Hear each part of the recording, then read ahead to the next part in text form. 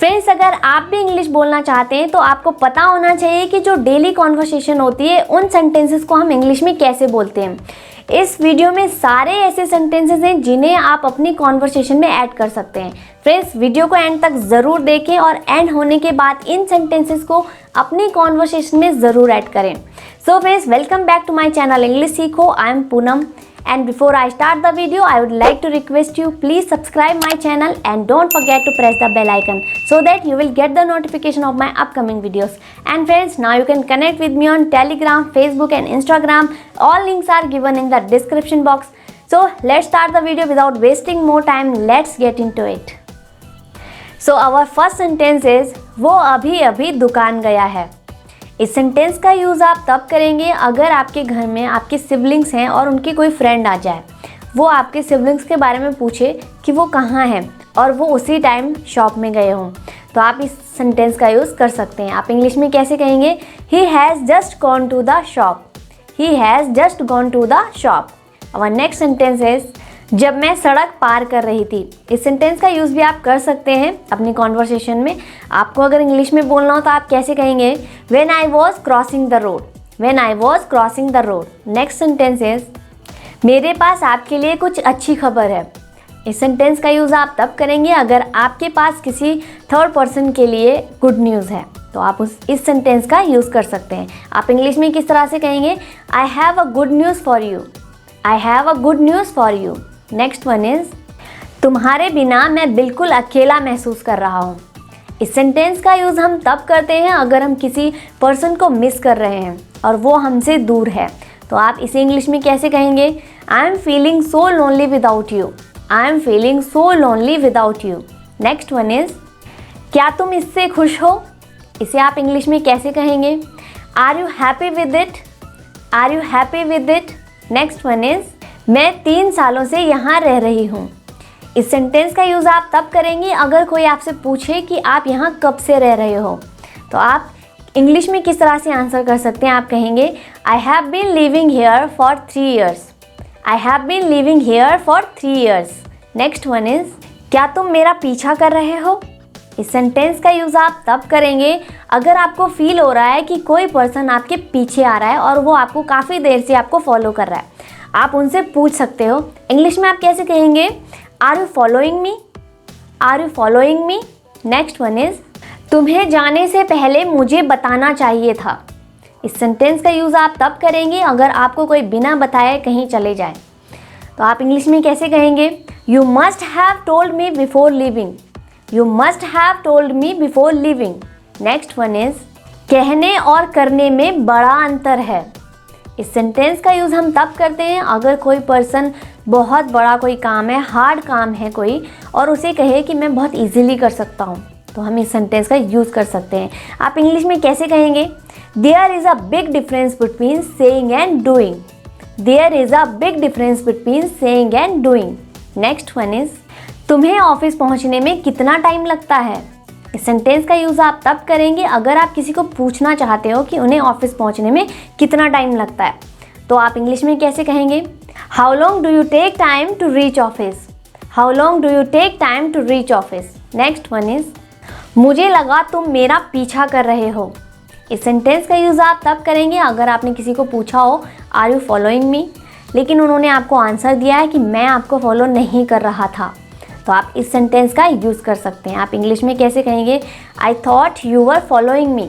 I thought you were following me. Next one is, मैं उसके लिए कुछ भी कर सकता हूँ। इस सेंटेंस का यूज़ हम तब करते हैं अगर आपकी लाइफ में कोई स्पेशल पर्सन है और आप उनके लिए कुछ भी कर सकते हो। आप इसे इंग्लिश में कैसे कहेंगे?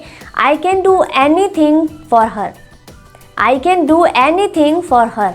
नेक्स्ट वन इज, मैं तुमसे मिलने को बेताब हूँ। इस सेंटेंस का यूज़ हम तब करते हैं अगर हम किसी पर्सन को मिलने के लिए बहुत ज़्यादा बेताब हैं। आप इंग्लिश में कैसे कहेंगे? I am dying to see you. I am dying to see you.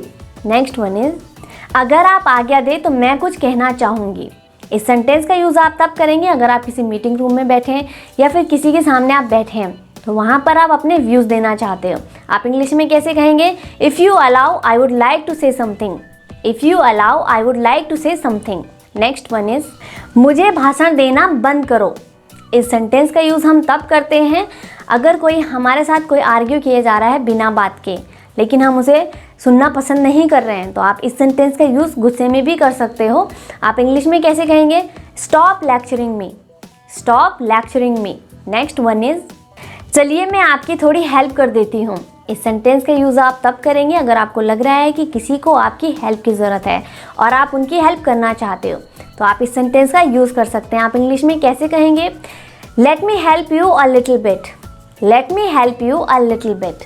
Next one is, तुम्हें कितने पैसों की ज़रूरत है?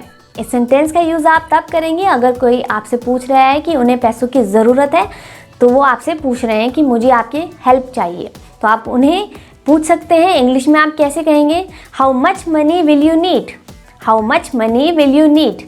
नेक्स्ट वन इज़, अब चीज़ें काफ़ी बदल गई हैं। इस सेंटेंस का यूज़ हम तब करेंगे अगर आपको लग रहा है कि समय के हिसाब से कोई चीज़ बदल रही है, तो आप इस सेंटेंस का यूज़ कर सकते हैं। आप इंग्लिश में कैसे कहेंगे? Now things have changed a lot, now things have changed a lot. Next one is, मुझे निराश मत करो। इस सेंटेंस का यूज़ हम बहुत ज़्यादा अपनी कॉन्वर्सेशन में करते हैं। अगर आप भी इसका यूज़ करना चाहते हैं और आप इंग्लिश में अगर कहना चाहो तो आप कैसे कहेंगे? Don't disappoint me, don't disappoint me. Next one is, तुम ऐसे बोलने वाले होते कौन हो?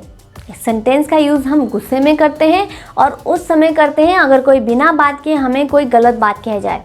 हम इंग्लिश में कैसे कहेंगे? Who are you to talk like this, who are you to talk like this. Next one is, आपसे मिलकर अच्छा लगा।